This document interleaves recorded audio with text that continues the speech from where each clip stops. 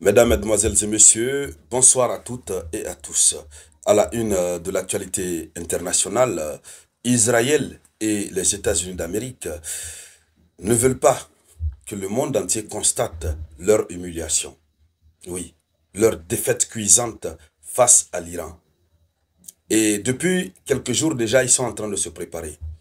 Ce qu'il faut rappeler, c'est que l'Iran a fait en sorte que les stocks d'armes, le stock d'armes d'Israël était presque épuisé. Israël était à quelque chose de 2 semaines ou de 10 jours de rupture de stock. Et donc, ils ont donc imposé unilatéralement le cessez-le-feu pour permettre de réapprovisionner Israël. Voici ce que l'Iran n'avait pas compris, mais que l'Iran a compris désormais. On ne sait pas si on va dire c'est tard ou ce n'est pas tard, mais l'Iran aurait dû peut-être continuer. Mais comme l'Iran a sa ligne de rhétorique, l'Iran dit qu'elle est sur la ligne de défense. L'Iran ne peut donc pas attaquer en première position lorsque l'agresseur cesse l'agression. Mais ce qui est en train de se profiler à l'horizon risque d'être plus fatal que ce que nous avons vu pendant le conflit des 12 jours. Le premier ministre, j'allais dire, israélien Benjamin Netanyahou, a prévu de voyager sur Washington, je crois que ce sera la semaine prochaine. Il a prévu un voyage au cours duquel il devra rencontrer Donald Trump, il devra rencontrer des hauts responsables de l'État américain et pour parler de la situation sécuritaire dans la région. Vous savez que l'Amérique ne veut pas baisser la tête. L'Amérique veut montrer toujours que ce soit lui ou son allié, ils ont réussi à maîtriser la région du Moyen-Orient. Alors, ce voyage, comme on le dit, présage que quelque chose va bientôt se produire en imminence. Et c'est de cela donc que nous allons parler dans le cadre de cette vidéoconférence que je vous demande de partager au maximum. Mettez beaucoup de j'aime. Et surtout, n'oubliez pas, veuillez vous abonner. Si vous êtes nouveau par ici, abonnez-vous, activez la cloche de notification. Allons-y avec l'information officielle. Le premier ministre israélien Netanyahou a annoncé son intention de se rendre aux États-Unis d'Amérique. Il faut dire que ça va être la deuxième fois qu'il voyage sur l'Amérique, juste après l'élection et l'investiture, j'allais dire, de Donald Trump. Alors, il a annoncé son intention d'aller aux États-Unis la semaine prochaine. L'objectif principal de cette visite est une rencontre avec le président américain, Donald Trump, ainsi qu'avec d'autres hauts fonctionnaires de l'administration américaine. Et donc, qu'est-ce qu'il faut dire?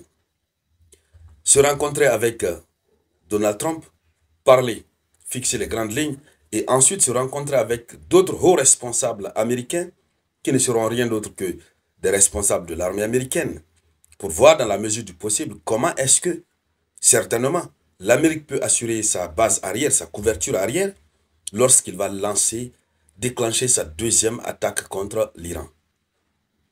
Parce que si quelque chose est sûr, c'est que l'Iran a annoncé publiquement qu'il continuerait l'enrichissement de son uranium. Et c'est ce que Israël et l'Amérique ne veulent pas entendre parler.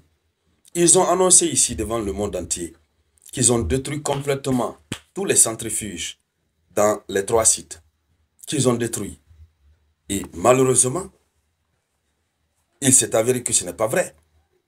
Et s'ils ne se lèvent pas donc, s'ils ne sortent pas pour réattaquer, parce qu'ils ont dit, Donald Trump avait dit, que si l'Iran s'entête de continuer l'enrichissement, l'Amérique va frapper à nouveau.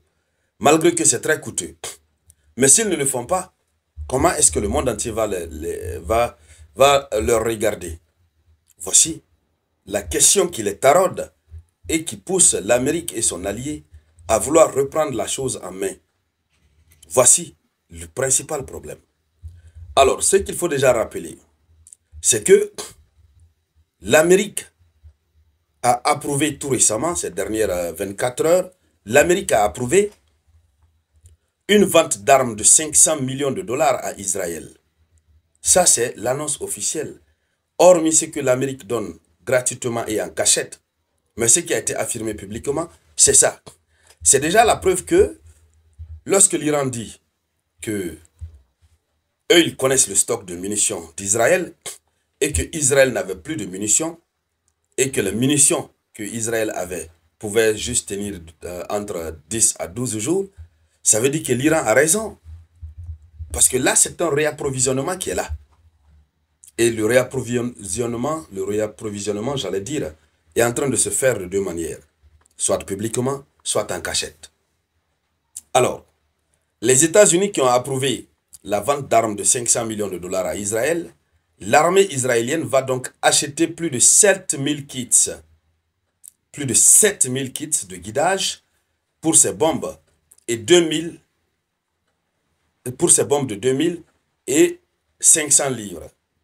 Donc, alors, voici ce qu'il faut déjà dire.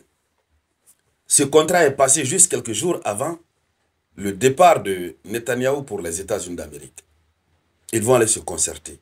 Et soyez rassurés, tout porte à croire qu'après cette concertation de haut niveau et hautement stratégique, automatiquement les frappes israéliennes vont recommencer. Parce que Israël se verra son stock reconstitué.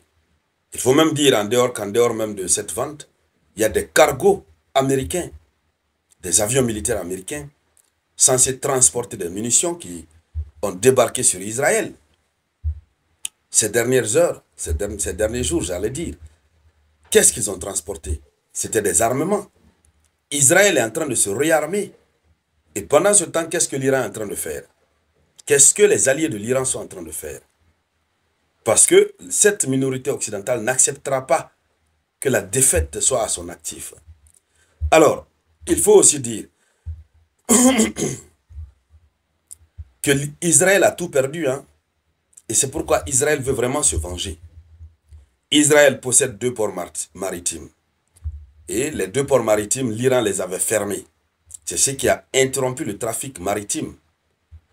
Comme si tout cela ne suffisait pas, l'Iran a également détruit 2 raffineries de pétrole, que ce soit la raffinerie de pétrole de Haïfa ou de Ashdod. Hein? L'Iran a eu à détruire.